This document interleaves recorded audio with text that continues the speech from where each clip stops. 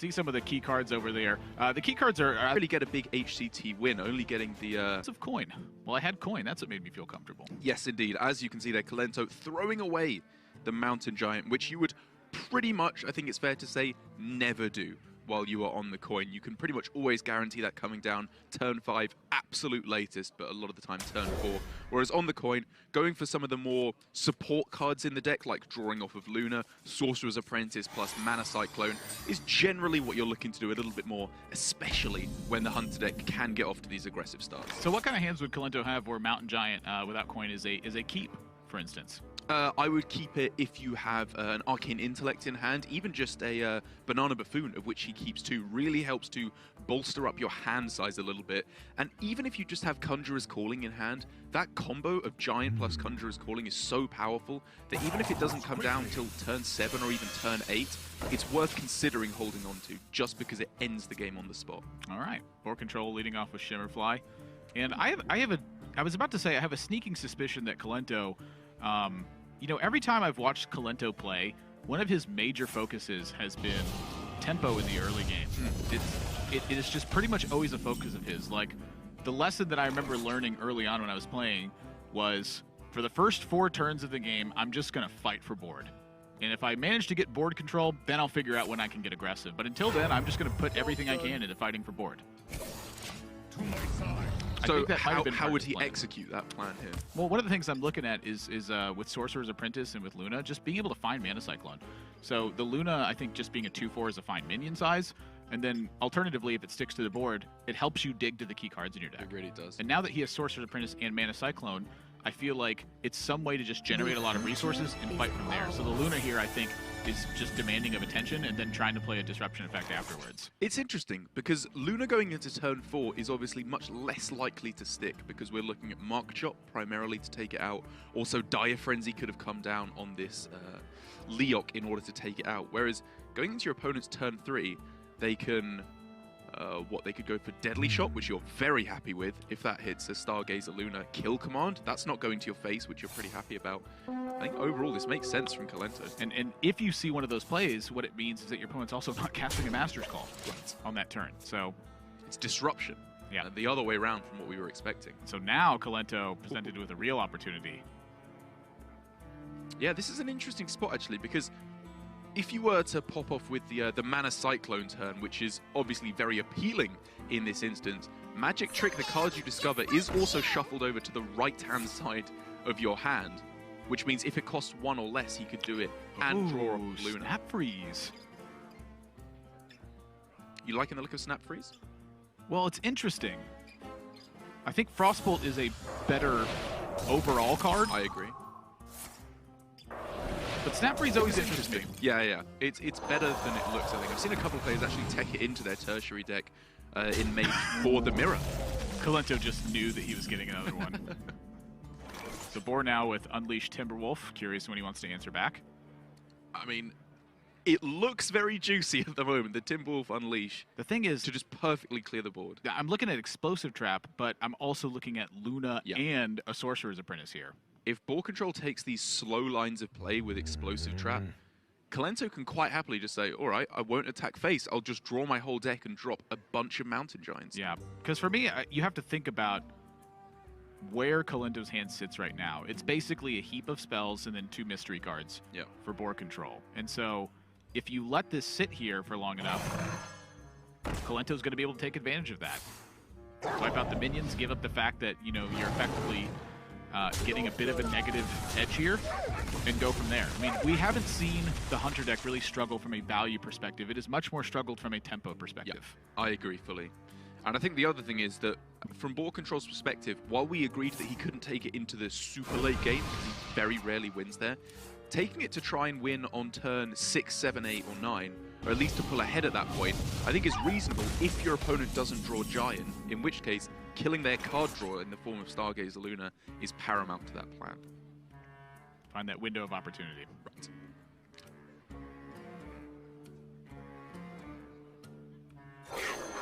Pretty easy Dire Frenzy turn. Yep, just has to spend his mana. Definitely don't mind more 1-mana 4/4 rushes in my deck. It's decent. Yeah, it's not the dream against Mage. just because it's fairly low value. But I guess his hand is pretty expensive anyway, so if he was to find a 1-drop here off the top, you're never too sad about that. The Dart Frog. So for Kolento, you know, we talked a lot about just playing a giant by itself. This is not the matchup, I think, to let that rip. But if he doesn't generate some real tempo soon, he could easily find himself falling behind. I mean, he's okay for the moment. I think he is a player who is not easily flappable. He will know when he actually needs to pull the trigger on these defensive maneuvers. And for the moment, I mean, the stall mechanisms he has are very, very powerful. Just Fireball to take out either this or the Wyvern that he's expecting next turn off Unleash the Beast. Obviously Frostbolt, the Cone of Cold as well. Just so many delaying mechanisms that allow him to stall through to that giant Conjurer's Call 1-2 punch. Yeah, so what I look at is if he uses a spell, what that means is Giant goes up to 5 mana, and he won't be able to Conjurer's Calling next turn with Giant. So he's going to run into the Wyvern here. Wait, if he casts one spell, do you mean? Well, he can go, it goes back down to 4, right? So, touche. In my head, he was just stuck at 6 mana for eternity. I apologize.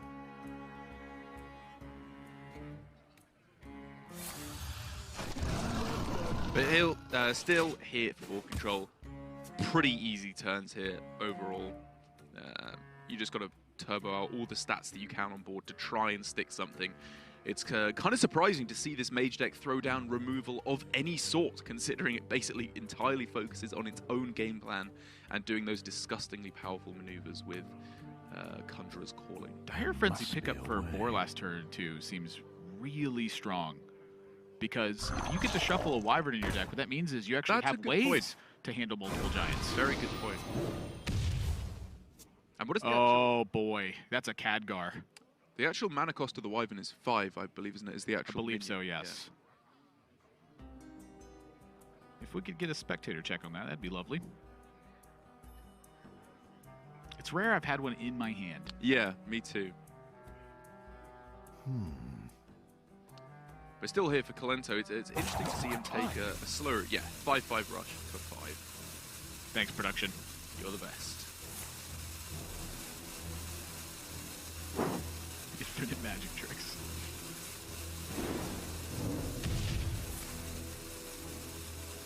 Yeah, I mean, to be honest, on the last one, I would have been tempted by the Mirror Image. I think that's a fairly powerful card at this point in the game when your opponent's already expended one of their Unleash the Hounds. Just being able to stall the threats and stop them from going to your Mountain Giant. Also being able to distract a Deadly Shot, perhaps, with those Mirror Images. I was tempted off the first magic trick there just to take the Mirror Image. Astral Rift for hand size, perhaps? Also just the random factor. I mean, the random factor can be very relevant. It's not bad. I just think I would have settled there for a Mirror Image rather than a reroll. Well, I don't think Boar's getting in this game. Okay. And you see him have the grimace. This is the juice. Yep, you kind of struggle to beat this. Remember when turn 8 was Ragnaros? It was powerful. It was a strong card to play. This is turn 8 now. Dang it, Khadgar. And I think that's really, you know, one of the big talking points I had from yesterday as well. In the matchup of Orange versus Casey, Orange basically did not play Hearthstone. Yeah. He got beat by Casey just having the goods. He did. Both games. In this game, BoarControl doesn't really have a pressure opportunity versus Kolento, and Kolento has the goods. He was able to draw cards and have Khadgar, 3-cost Mountain Giant, or I'm sorry, 3-cost Mountain Giant Khadgar into Conjurer's Calling. With this Hunter deck, you just don't beat that. Yeah, and I think this is actually something that has been a problem in Hearthstone. Well, not a problem, but something you have to consider when deck building in Hearthstone at the top level for a long time now, actually, is that value is no longer good enough in Hearthstone. There are such powerful combos that can be achieved now. For example, this that Kolento just did is devastatingly powerful. Mechathune, for example, a lot of decks like that. The Death Knights in the previous year's rotation means that cards like Dire Frenzy, unless you're killing your opponent while you're doing it, can just be too slow.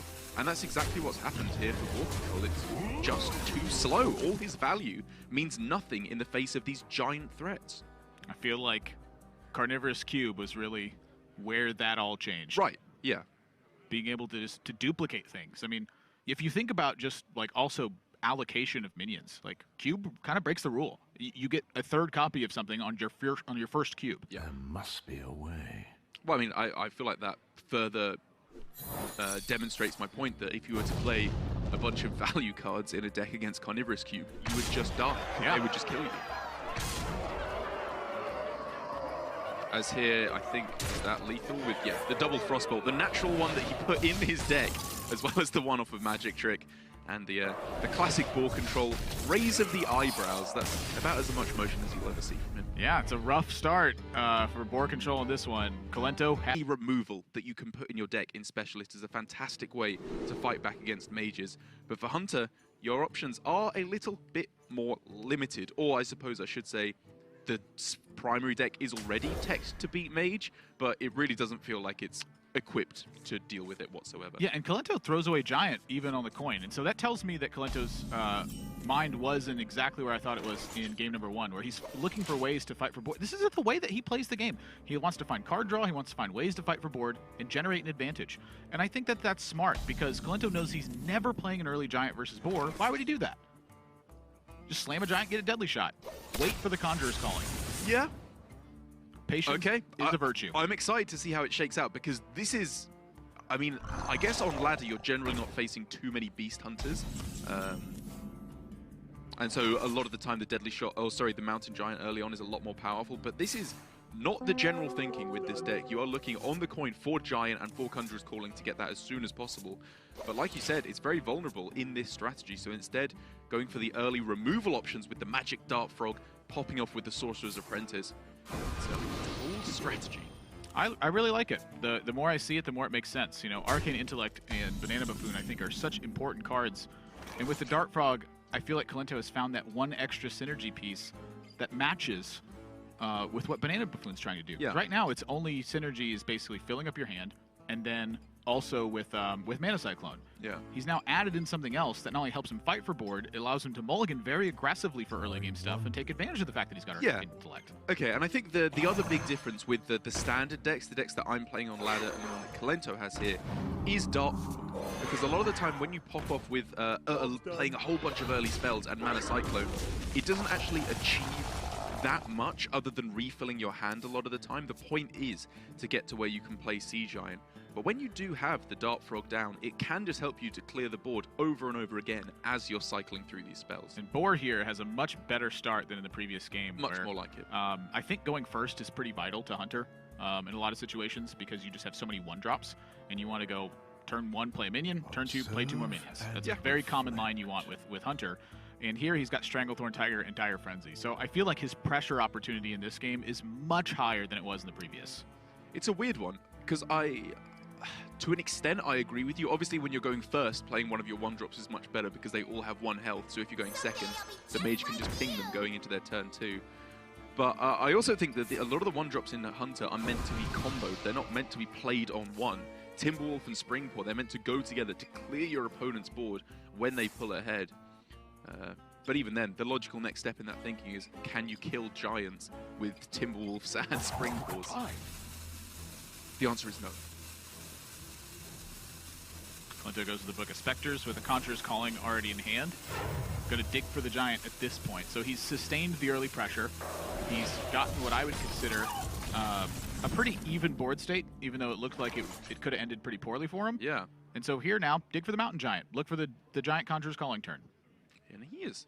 Kolento is really afraid of taking damage here, and I think this is actually what indicates what he's afraid of overall in this game plan, which is burst at the end of the game. If he takes too much chip damage early on, it doesn't matter how many Grave Horrors he gets, how many taunts he can put in play, he will be vulnerable to the burst damage from the double kill command in Boar's deck list. So I can understand his thinking here of just trying to, at all costs, mitigate the damage early on. Oh boy. Wise of BoarControl to wipe out that Sorcerer's Apprentice in that turn. He deviated pretty heavily, paying a big respect to that minion. And that Mana Cyclone would have been the juice had he not. It really would have been. Ooh, there's a Giant. Yeah. Yeah. Not an especially powerful card, but 2 mana, swap it into a giant. The cards that you burn off the top really don't matter too much as long as it's not Conjurer's Calling. All right, look what it's set up for him. Turn 6, Mountain Giant, Conjurer's Calling. It's almost like that's a good combo that you should try and hold on to at the start of the game. To be fair, though, I mean, he does need to find ways to fill up his hand. He still wants to fight for board. I like his mulligan strategy. I really do. Personally, I'm actually quite unconvinced. I don't think I agree with it. Because the cards he had, they didn't draw through his deck. It wasn't like he was holding on to Arcane Intellect and stuff like that to get through to this combo.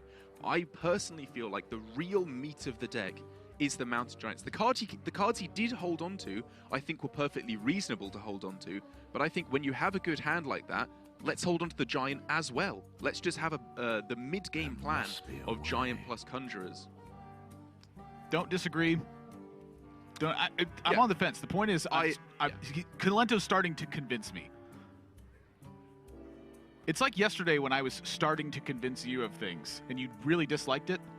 I like being convinced in this instance, because this is very much against what I would normally think. Yes. I don't think I've ever mulliganed a Mountain Giant in a deck that plays Mountain Giant, except for Even Warlock versus Odd Rogue months back. Yes. That card was not Amethyst Spellstone, I agree. Big turn. Yep, I like going for the Elemental Evocation as well, to be able to get down the mirror images, assuming that you will.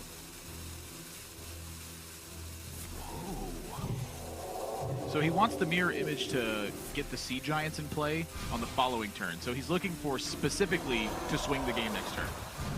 Like here, he develops tension on the board and tries to fight against it. And he is going to be taking a lot of damage for this play. Indeed. Look at this hand! So what? He's got 10 on board, each unleash. Well, the first unleash is 3. Doubled because of the Timberwolf, so 6. Oh yeah, excuse me, 6. There's not enough board space to play the second one for full value. But, I mean, even if BoarControl can't go for lethals here, obviously he can clear both of these Giants.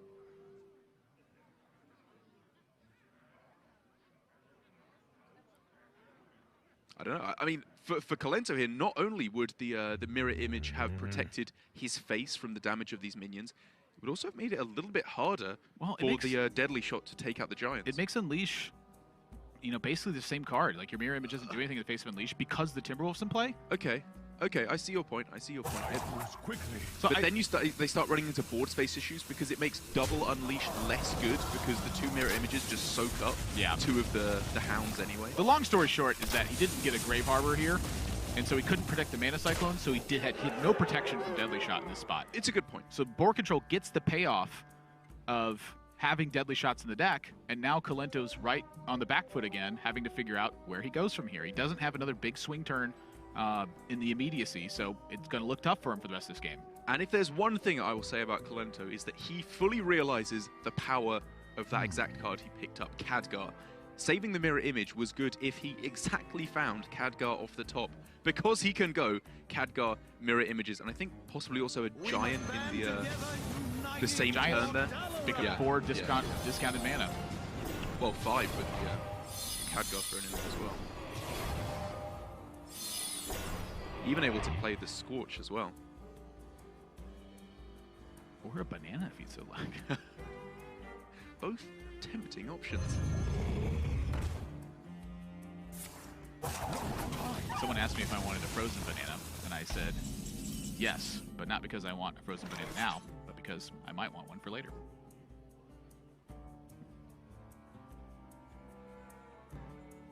And Boar, I think the mirror image here looks a lot better now that the Timberwolf's gone.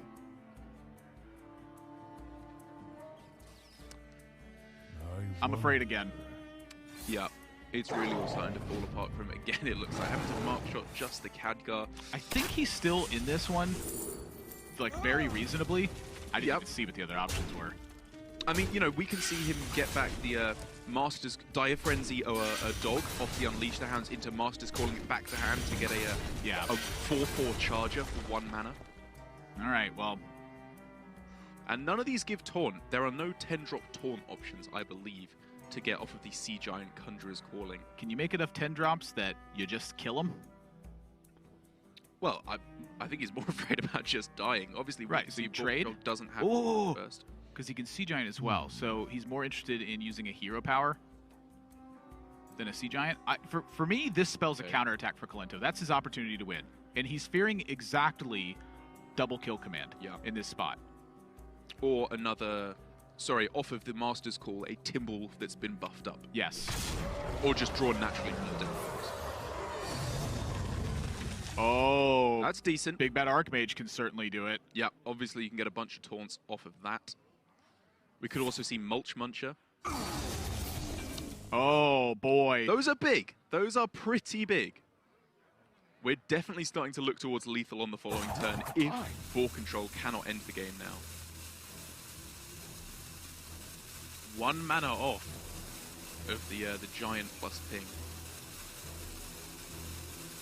Observe and reflect. And he's just calculating discrete numbers here. And that's the thing, is like Kolento has to make a choice. Does he want to counter push for lethal or save himself for 1 turn? And the way I look at this is I'm like, what does 1 more turn actually do for you? Why not push for damage? But maybe this is exactly why not push for damage. But if you're at 2 or 1, that's the same thing if you can't kill. So Master's Call gets another Timberwolf, and that means there's 15 attack on board after you play both the Timberwolves. Hero power is 1 off of lethal. Oh no, but if you go for the Direwolf, that's exact lethal. The Dire Frenzy. That's 15 plus the 3 is up to 18 for the exact amount of damage to close things out. So Kolento could not have protected himself in even this with position. the extra ping. Even with the extra ping. BoarControl answers back. And it's the proactive aggression that allows him to do so. He obtains the board control, and then on the turn where Kolento has to go for Giant Conjurer's Calling, bad. They really did have good years indeed. And one of the things I love about the mages that we're seeing in Specialist format here is Fino and Kolento, both doing very well so far, play vastly different styles with this deck. They are just miles apart in the way they're playing. Kolento throwing away his Mountain Giant when he's on the coin, going for much more tricksy plays, like small little things that he can do to swing the game in his favor, as opposed to the much more brute force style of play that Fino throws down of just getting everything on board as quick as he can. Yep, and like I said, we're in Specialist format here, so you have 3 decks of the same class. Your other 2 are 5 cards different from the first deck that you play. You have to play that initial deck. But all the players have stuck on their primary decks both times, so running the same 30 cards, saying this is the best chance I have in the matchup. And so here early on, BoarControl is back on coin. And this time his hand looks a lot better, I think, than it did the previous time he was on coin. He's got both animal companions. Yep, I mean, if you remember too, kind of similarly again. Keep going, keep going. I was going to say a matchup that was kind of similar to this one was the mid-range hunter against Q-Block in the previous meta, where one of the best hands you could have, or even lock as well, was fairly similar, was Coin Animal Companion, Dire Frenzy, because you just killed them. And that's kind of what you're trying to do here as well. We saw for BoarControl in the last game, the only way that he was realistically going to be getting there was through ending it in the mid-game, and this is a hand that absolutely does that. Yep. And Kolento is going to eat the damage and set up for the big turn next turn. Fully agree. Because next turn, this turn is so huge. Look at this hand. Yeah. He just vomits everything onto the board. Now, I will say, BoarControl with a second Huffer here and Unleash the Hounds in hand, he's a Timberwolf away from being able to turn back what Kolento's going to do right here. This hand's pretty juicy. If either of these Huffers survives, obviously the Dire Frenzy is absolutely nuts. The Sea Giant picked up as well. I mean, can he have like the major pop-off here? I don't think he has enough mana because he's not going Khadgar mirror images to get the Giant it's down. going to depend on what the Mana Cyclone brings. If the Mana Cyclone brings more mirror images. I don't think he'd be able to. He doesn't have enough board space, because even if he gets the full 7 board, or the full 6 spaces filled, still not enough mana with the Giant. But I appreciate your point that next turn, very possibly, we are going to be seeing that. That is just huge. And Boar's face, I think, is spot on for what he just saw. Those are a decent few options as well. Yeah, the Luna's Pocket Galaxy on the far right, it's a little expensive. If you have like a turn where like you just nothing's going on and you just have a setup, I think it can work. But outside of that, I don't think it's going to be delivering much. And BoarControl finds a Timberwolf, but but it can't be used this turn, and I really got to feel that. I mean, it's he's got to be worried. Timberwolf. It has to be the Timberwolf there, right? Because you want to go Dire Frenzy plus Timberwolf, and then try and get a big Unleash the Hounds play like you did last game. Man, but leaving alive a Sorcerer's Apprentice feels absolutely dreadful.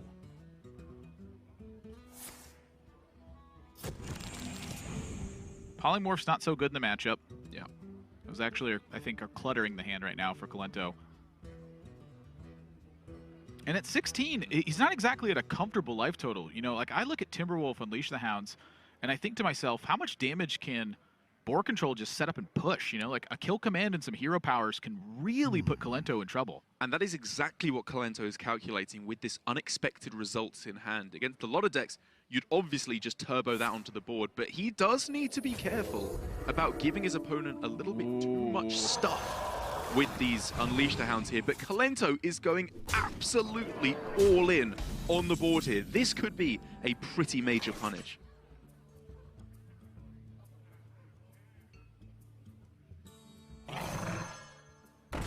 Here we go. BoarControl not messing around with the Dire Frenzy or any of that nonsense. He is just going to be trying to, well, I guess push everything face. I mean, this is like the moment of truth right here. Because if he doesn't trade stuff off, Kolento has an opportunity with all the random spells to clear out the board. And you're pretty likely to have something that's going to fight. So you get to exchange one wolf to push off 2 minions.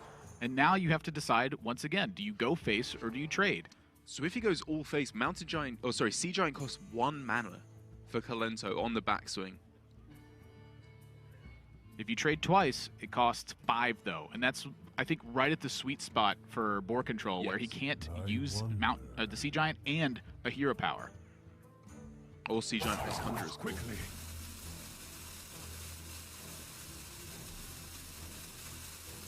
It's immensely difficult. Like, he has no burst in hand, so pushing the 6 to face very possibly just doesn't work out.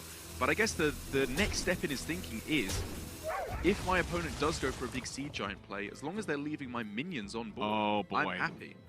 But this is the punish, is Kolento has exactly Arcane Explosion in hand. So it's Sea Giant, Arcane Explosion, push face for 3, and you're looking at having 11 damage on board with your opponent at 20, and you're at 12 and they have nothing.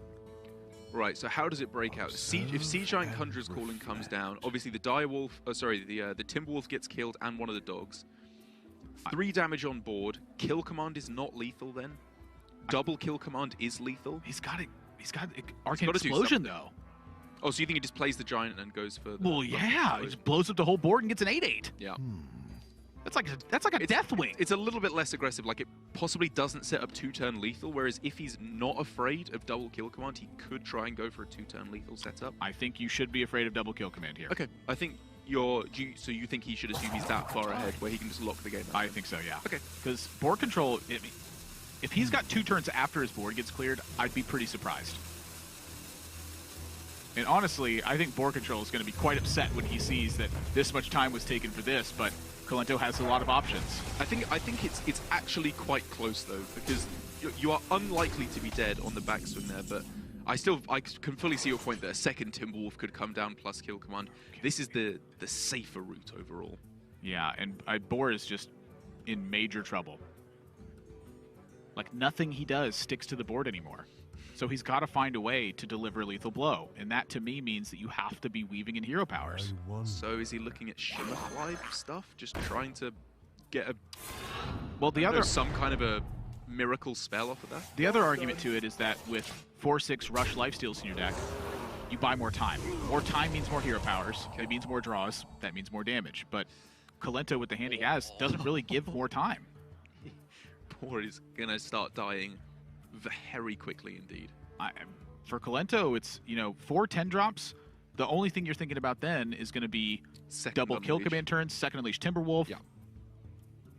So if he value trades the 4/4 here with his Sea Giant, goes for double Conjurer's Call, on average, does he set up lethal then on the following turn with 3 10-drop minions?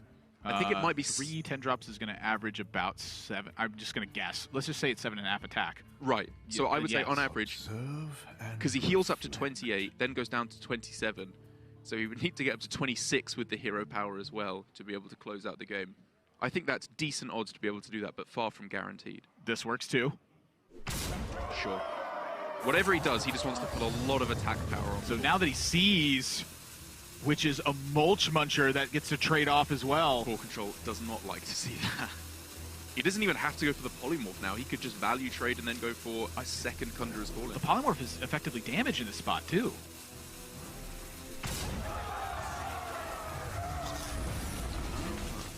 That stops the Unleash. It's an alternate line to be going for here, which is, again, not quite so aggressive, but it still does manage to put, how much damage is this in play now? 18 lethal damage unless BoarControl manages to do something, and with that counter spell in play, he cannot do anything. Because I think looking at this with the Deadly Shot draw and the Hakar on board, the way that Boar has like that very, very fringe lethal out would have been Deadly Shot onto Hakar, weave in the hero power, and hope Kolento just starts ripping Corrupted Bloods. Yeah. I really like this from Kolento because by going for the Conjurer's Call first, it meant if he got 2 really bad 10 drops that had low attack value, like say for example 2 Kalagos that wouldn't have delivered lethal, he could have changed his plan. He didn't have to go for the counter spell there. He could have instead gone for a second Conjurer's Call. I like also seizing the damage from the Giant. It was brave, but it had backup options because if he didn't get the Mulch Muncher, he could have still polymorphed. He didn't have to take the damage. Every outcome there was covered by Kolento's line of play.